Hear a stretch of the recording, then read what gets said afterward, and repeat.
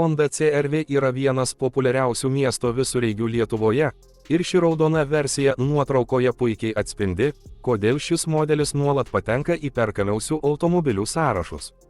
Lietuvoje vairuotojai ypač vertina praktiškumą, ekonomiškumą, komfortą ir ilgaamžiškumą, o būtent šie 4 elementai labai aiškiai matomi būtent CR-V modelyje. Šio automobilio dizainas per pastaruosius metus labai pasikeitė, tačiau išlaikė tai, kas jį darė mėgstamą nuo pat pirmosios kartos pasirodymo.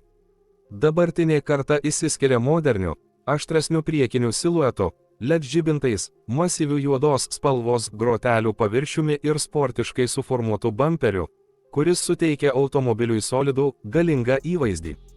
Lietuviams, kurie dažnai pasirenka praktiškus, bet stilingus miesto visureigius šeimai, šis dizainas atrodo šiuolaikiškas ir patikimas, tinkantis tiek miesto centrui, tiek kelionėms į užmiestį.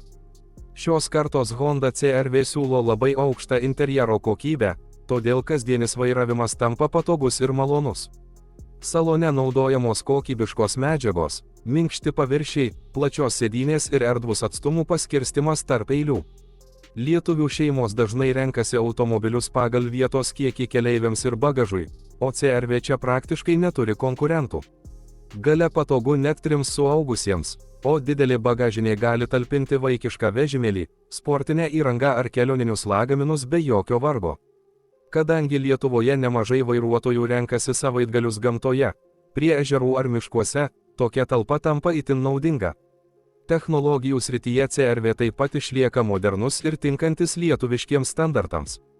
Automobilis siūlo pažangias saugumo sistemas, tokias